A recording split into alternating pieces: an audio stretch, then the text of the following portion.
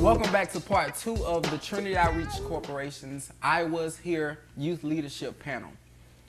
In part 1, we discussed race and how race influences ourselves and the ways that we view each other. So, welcome back to the guests, and if you guys could introduce yourselves. I'm Pastor Tarvis Brown, pastor of the Bridge International, Pascagoula, Mississippi. My name is Tabari Daniels. I'm a broadcaster, entrepreneur of the beautiful Almanet Hotel and Bistro that's hosting the panel today. Keith Brown, entrepreneur. Cool. So we're going to get right back into it because I hated to end the first part on that nice heated subject. But structural racism, how do you guys think it is manifested in policies? That's educational policies, public policy. Let's just talk about policy right now. For me, hitting a little closer to home, when you're talking about school, some of the rules in school as far as dress code, you can't help but wonder if that is specified and based solely on certain demographics and certain ethnic groups. Just last week in Ohio, there was it had a big stir about Afro puffs and braids were not allowed in a particular school. Wow, Afro puffs and braids. Right. Wow. And there's only one set of Who people. wears those? Who wears those? Right. Wow. So Wow. and we had talked, and it sets a precedent. If that school does it there, what's to say it won't come to a school near you? Right.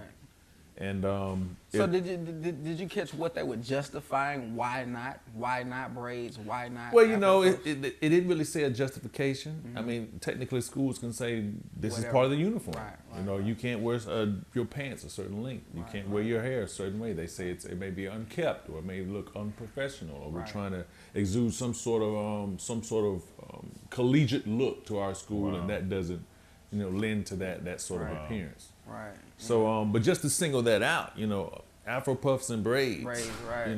That's crazy. that's a little too specific, Right. as far as race is It concerned.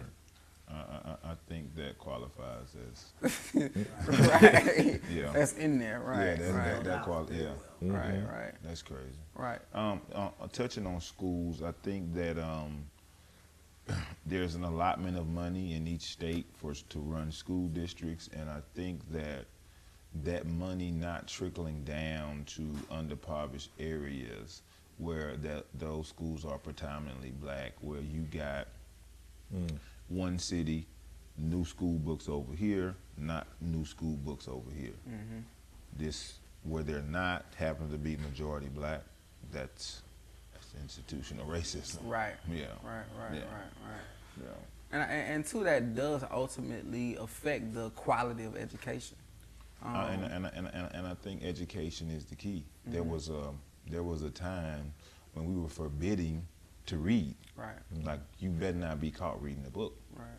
Because the people that had us in that position at that time knew the power of education. Mm-hmm. If a people is educated, then you can't pull the wool over their eyes. Exactly. You understand? Mm-hmm. And this is a thing where, like, racism has taken on different faces. Right. You know what I'm saying? Before, like my man touched on earlier, it was pretty clear back then. You had a slave owner and you had slaves. Mm-hmm. Now you got bosses and employees. Mm-hmm. You know what I'm Basically, saying? right. And some of those policies that's put in place are racist. Mm-hmm. And if they affect a certain ethnic group of people adversely, then it affects another one, then that policy is rooted in racism. That's just what it is. Mm-hmm. Mm-hmm. It happens in schools, it happens in government policies and the alike. And if we're going to educate a child, one of the things that we need to educate them to is seeing that for what it is, not going crazy about it. Right. But a lot of times when you can know what something is rooted in, where it comes from, you can deal with it better. One thing talking about Before you say that, go ahead. Let me. I want this. I like where you're going with that. What do you say about people who condone it, though? You have some people who feel like they have to assimilate they have to play by the rules. Right. So to go along and get along, I'm going to go by whatever rules that they place out, even though it's something that goes against culturally or goes against my culture. Right. You know, you got some people who they're trying to get that, impress that boss or that supervisor. You know, so they gotta kind of tone down their heritage and culture because they want a certain degree of promotion or like that. So what do you say about those people who condone it, who condone some of the policies that I hold? don't even have to think about it, Tabar. They are part of the problem. They're part of the problem. Because if nobody goes for it, it doesn't happen. Right. Right. I don't care what it is. You can put whatever policy you want to put in place. If nobody goes for it, that policy goes away. Right. And there's examples throughout history. Right. If nobody goes for it, it don't happen. And it's almost kind of like, should there be an inclusive support system if that individuals choose to buy into it, to say, yo, I know you thinking about your bills and all of that, but we all got to be in this together. You know what I mean? So that when you do make that decision, we are going to suffer very briefly or for a short period of time because of the resistance that we're going to come up against. Yeah. But at the same time, some people look at it, well, I got bills to pay and I need my check. Right. You know what I mean? There hasn't been gain in this country, in these United States. There hasn't been gain for any underprivileged people or any minorities without sacrifice. Right, yeah. And my question to you is, or my question to the panel is, what are we not doing? Because you said, and that's true. Without sacrifice, we're not going to have any type of gain. But how are we allowing what has happened in the past, these cases where people stood up for what's right, to be hidden as if it never ever happened? And it's almost we're going to go back to the Civil War days when we were actually free. And some folks just did not believe they were free. And that's kind of the still mentality that we have today. If I stand up and say something, my kids don't eat. Or if I don't compromise who I am, my kids don't advance. You see? So what do we think the problem is, that people are still today afraid to take a stand or to speak up or just to advocate certain things that benefit the world, not just the race of people? You know what I think it is? I think it's, as long as it don't affect me, why should I worry about it? Right. If I'm okay, you know, that's them over there. Not that I'm not gonna have a dog in this fight. I'm not gonna justify. I'm not gonna say yeah or nay. As long as it doesn't affect me, I'm good. I think the difference during Civil War times and civil rights is we had a collected adversity. Everybody was affected by the same thing at the same time. Right. Now, you know, it's a little bit more sparse. Here and there. Here and there, right. So if you can pass a few things here and there and people condone it and say it's okay, well, you know, they can't wear Afro puffs. Well, my daughter doesn't wear Afro puffs anyway. Right. It doesn't really concern me. Right. But is that the effect of structural racism for all this time, though? Is that really the effect of post-Civil War? I think we've allowed it to be. Yeah.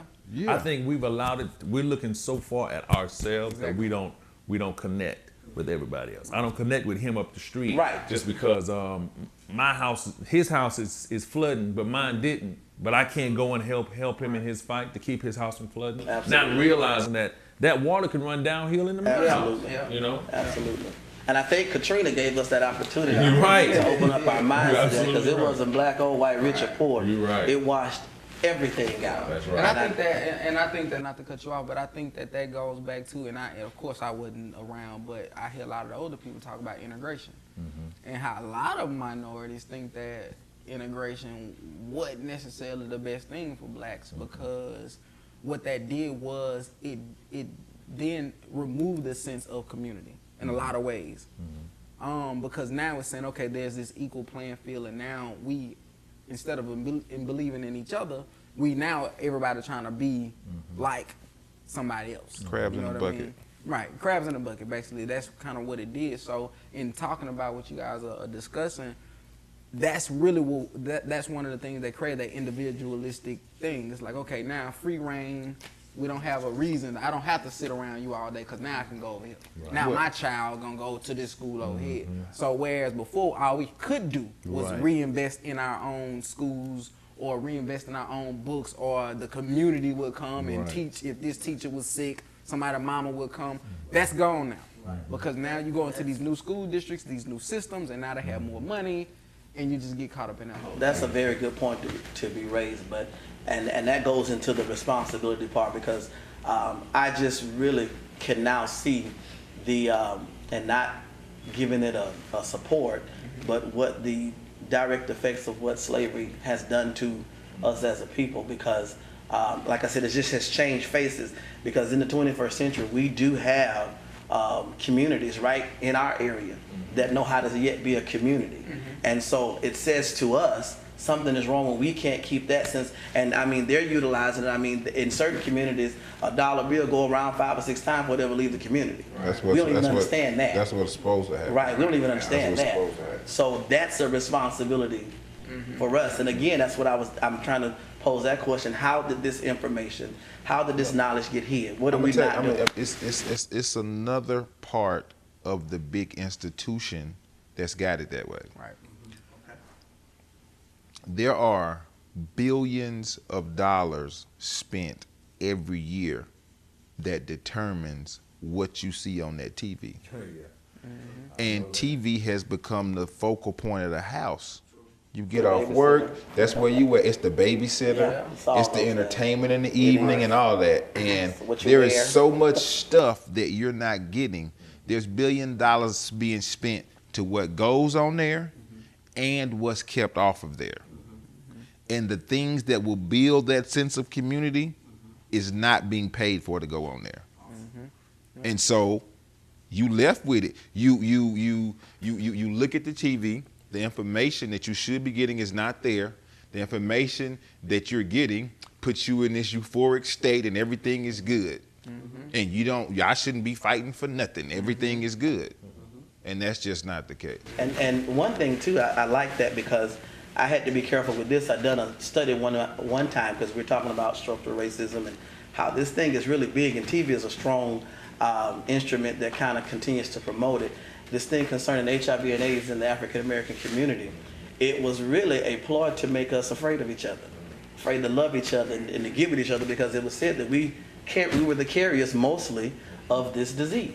And so when you find out where they get these statistics from and where they get this research from, they're isolated events, and then they put it on a national scale to put fear in us to yet cohabitate with each other. So we have to kind of be careful of some of the rhetoric that we're buying into through media and things of that nature. And that's on every level, because, you know, when you turn to the TV today, it is obvious to the American opinion, this is the worst government we've ever had. This is the worst government we ever had. Now, is it just so happen to be because we have an African American president? I don't know, but it's the most talked about government that is in the worst state that we've ever had. So how much of that is rhetoric? How much of that is believed by us? How much of that is not believed, you know, is a concern, you know, because it's shaping the ideas. What is the ideas. saying about a truth one time, a lie 1,000 times? What you know what I mean? Yeah. That's what happens with the news media. And people, everything now, we live in a fast-paced world. So digesting something totally is not what's happening. You hear that fly-by clip. This economy is the worst ever. Right. With that's just what you heard. Right. No backup, and then you hear it tomorrow. Right. You hear it the next day. Right. You hear it the next day. Oh, it's being paid for you to hear that. Right. And so that's what you think. Yeah. You go in to have a discussion like we having now. You know, this is the worst economy in the world. Like you ain't done no research on Right. that or None nothing. at all. We got It's it. programmed like that. We Right. can't do that, man. Yeah. You have to seek out knowledge, man, of what's going on today. And speaking about, you know, the presidency, I just, some of the stuff that was being said and the actions that were taking place during the campaign, it really made me sit back, and I don't know if it's hitting on institutionalization or not, but it's kind of like, you know, white people really just They really just felt entitled, like there is no way that this man is finna be president again. And it was the measures, because again, we ain't here to bash nobody, but it was the measures that were taken to defeat President Obama, to not acknowledge him as president publicly with no shame. It was multiple times that I remember watching John McCain during the first campaign, where not trying to spread the wealth. He said that during a presidential debate, but for whatever reason, no one ever mentioned. He said it 3 times during the presidential debate. No one ever said anything about that. Now, touching on institutionalization, is that something that is just are we numb to that? It's inbred. I continue that's my argument today. I think it's so inbred that we're just blind to the elephant that's in the room. We can't even see it anymore. And then, not to mention, when it doesn't directly affect us, we're not bothered with it. Right. That's a problem. Right. That is a major problem. So how are we going to bring a solution to this when there's not enough people that's even concerned overall how this is affecting us, that we're not even paying attention to? And that's when me personally, that's why earlier when you, Tabar, mentioned that it's not just happening within the minority or the African American community, you're right. A lot of this stuff happens. There's so many people in the world, so many different cultures. We're all experiencing the same things. But me personally, I feel like we have to focus on us. You know what I mean? And acknowledge the dirty laundry in our own house. Because for so long, we've been not acknowledging ourselves or sweeping it under the rug, not wanting to publicly talk about it because of whatever resistance we feel like we might come up against.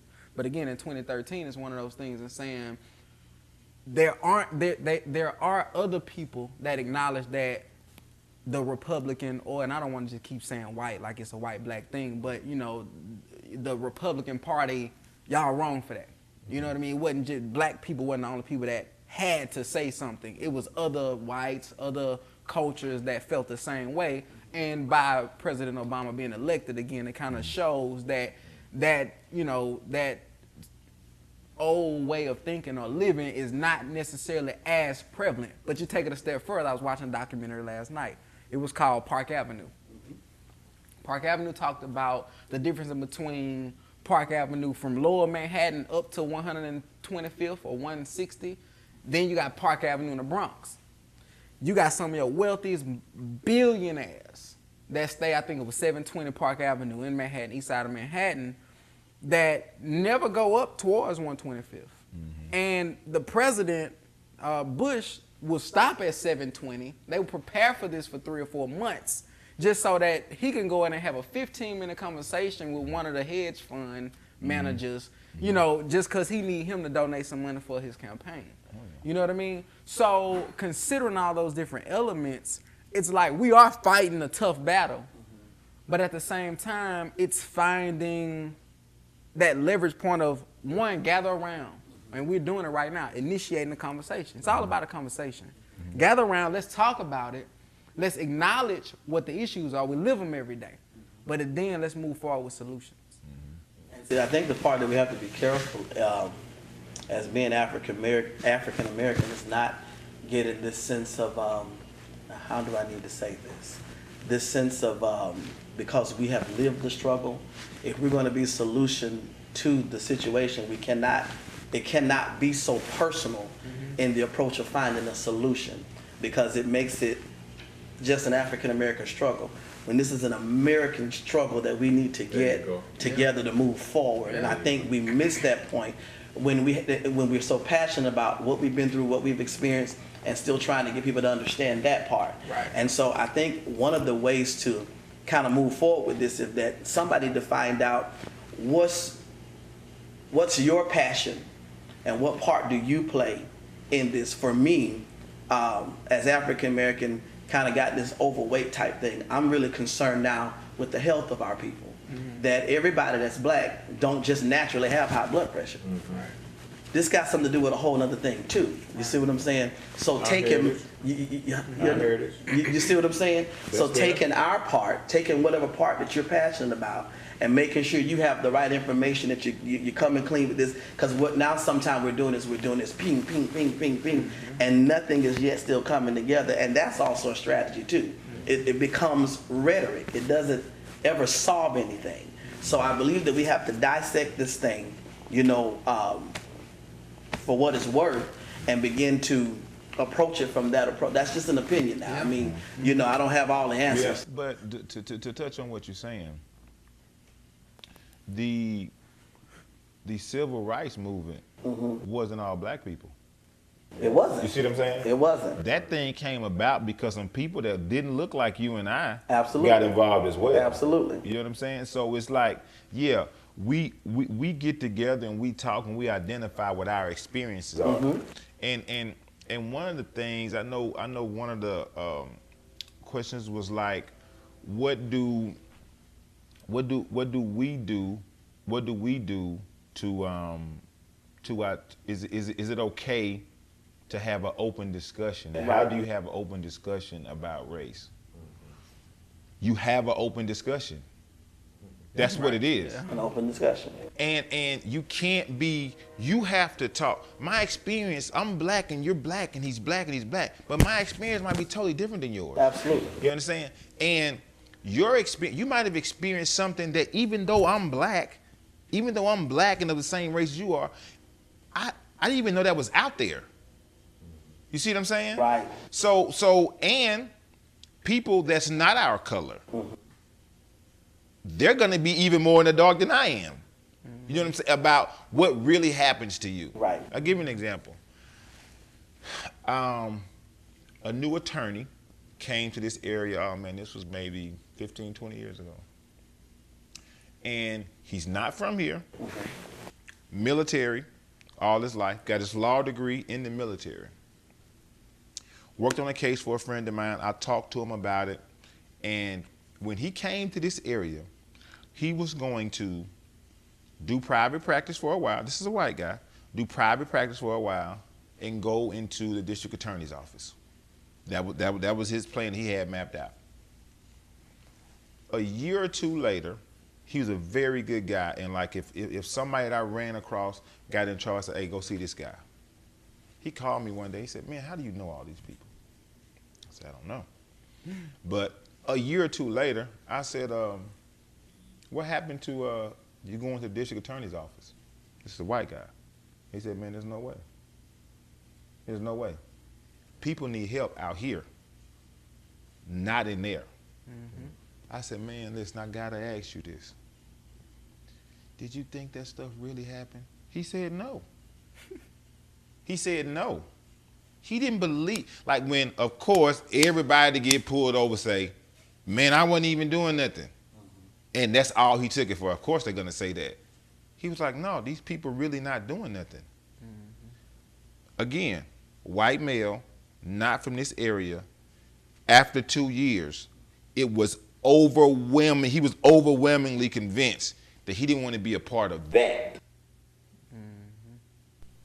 And that, I made that point, I did it to hammer the point home that like, there's people, good people, that don't realize what your walk is and what my walk is. Right. This man told me he had never, I said, let me ask you something. Now when he opened up to me like that, I'm asking him the questions that I want to ask a guy like him, because I haven't walked this shoe just like he ain't walked mine. Right. I asked him, how many times have you been pulled over for doing nothing? He said, never. Ever. Right. That's their walk, man. Yeah. Our walk is different. So if the thing is gonna change, you have to say what your walk is to anybody that'll listen. Right. Me and that dude had a real good conversation. And that's just a small example of, and that's just, me and him are two people out of 300 million that had a different walk. Right. And there were some realizations made right then. Right. And agreeing with you though, but the thing is, how do we get a clearer picture when all that represents is the same and we won't have any diversity to the conversation? But and that's again brings us to the end of this part, because next what we're going to discuss is do we think that other races are afraid to have this conversation? And we're also going to touch a little bit about white privilege. This is the Trinity Outreach Corporation's I Was Here Youth Program panel discussion. For more information, visit us at iwasheretldI.org, and you can call us at 228-596-1467.